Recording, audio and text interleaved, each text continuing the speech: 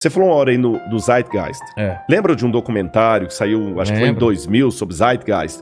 Que falava que Jesus é um plágio ele seria o sol. De sol, de solstício e tal. Olha que absurdo. Eu sou formado em filosofia. Eu estudei história da filosofia, li Homero, Hesíodo e tudo mais. Vou dar só um exemplo do Zeitgeist. Eu não sei como é que os caras conseguem dinheiro para fazer um documentário daquele. Eles falam lá, por exemplo, que Horus... Eu falei de filosofia, mas vou falar dos egípcios. Depois vou falar da mitologia grega. Ele falou que Horus... Agora estou falando dos egípcios. Que Horus nasceu dia 25 de dezembro.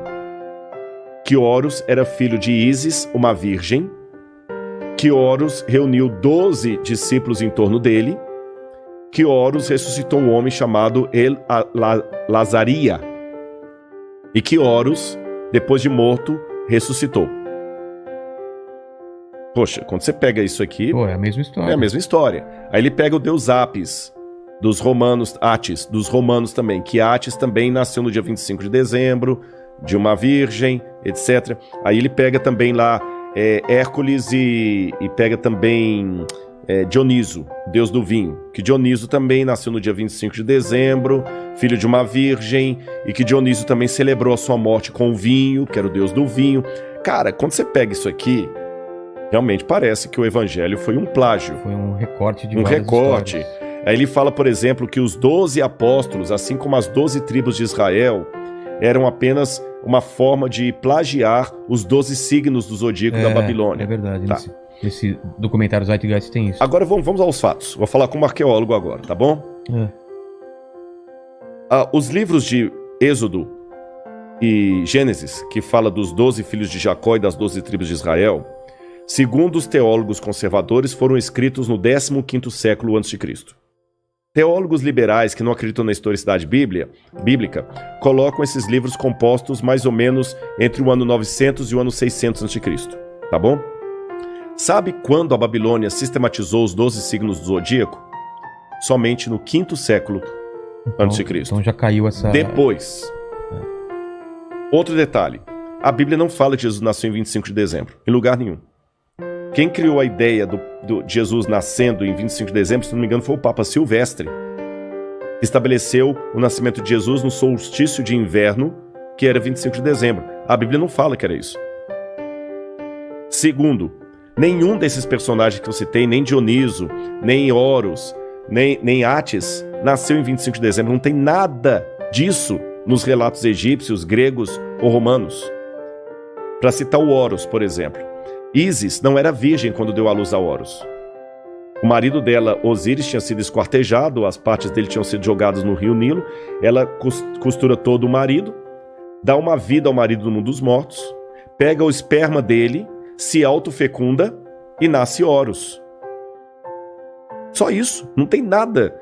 Então o pessoal vai fazendo essa coisa toda, conexão e compra e tudo, a Lilith mesmo, é uma coisa medieval, acho do 15º século. O pessoal parece que lá no passado, aí vem toda aquela teoria da conspiração, não, é porque esse era o livro verdadeiro que a igreja tirou, que a igreja baniu. Veja bem, dela.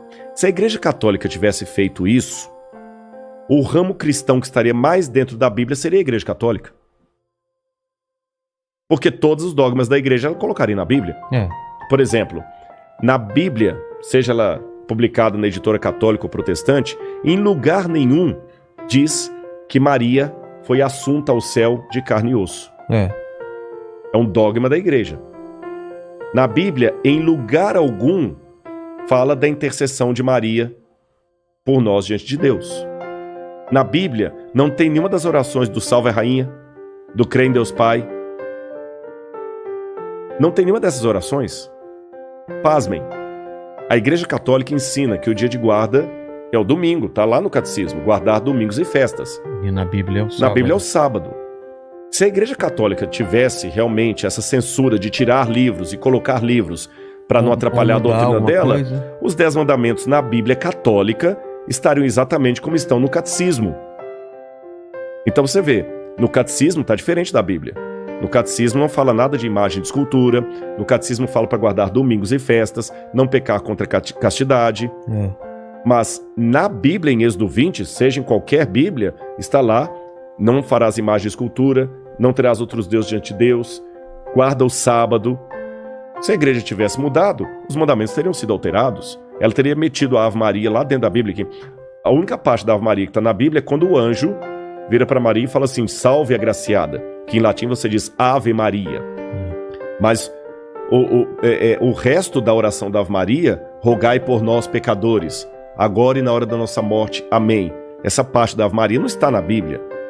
Então tem um monte de dogmas da Igreja Católica que não estão na Bíblia e nem por isso a Igreja meteu aquilo ali. Pelo contrário, a Igreja Católica nunca se valeu da Bíblia para sustentar a sua doutrina. E quem é católico, que entende da teologia, sabe o que eu estou falando.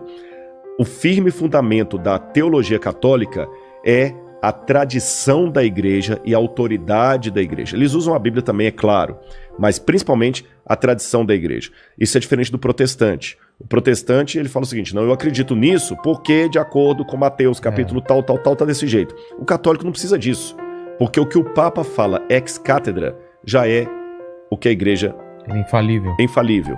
Então, pessoal, aliás, pelo contrário, a Igreja Católica até proibiu a leitura da Bíblia durante muito tempo da Idade Média. Ah, é? Sim, claro, claro. O Papa Urbano mandou queimar muitas Bíblias. Você tem o Sínodo de Toulouse, que proibia os cristãos de terem e lerem a Bíblia. Então, veja bem, a Igreja Católica ela até tirou a Bíblia da mão do povo. Então, essa história que a Igreja colocou o documento... Ah, mas aí tem aquela velha teoria da conspiração que no Concílio de Nicéia, 325 depois de Cristo, que Constantino e a Igreja Católica decidiu que livros fariam parte do cânon e não fariam. Eu tenho certeza absoluta que quem fala essa sandice está repetindo o mantra. Nunca leu as atas do Concílio de Nicéia. Porque se lesse as atas do Concílio de Nicéia, ele ia ver que em nenhuma linha das atas do Concílio de Nicéia se discute o cânon bíblico. O problema do Concílio de Nicéia era o arianismo, não o arianismo de Hitler, não tem nada a ver. Era do bispo Alexandrino Ário, que estava disputando se Jesus era Deus ou uma criatura de Deus. Tá certo? Contra Atanásio. Não tem nada nos laudos do concílio que envolva cânon da Bíblia Sagrada. E muito antes do Concílio de Nicéia, você tem um fragmento do cânon muratoriano, você tem Irineu de Lyon, que é de 188 a.C., depois de Cristo, corrigindo, que falam os livros que eram considerados sagrados ou não.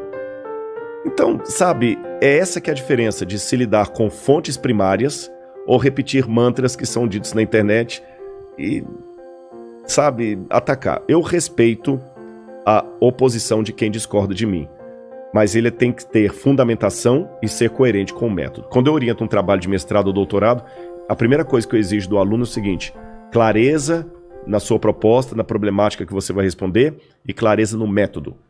Qual o método que você está seguindo? Qual a sua fundamentação teórica? É esse que é... Isso a Bíblia me ensinou assim.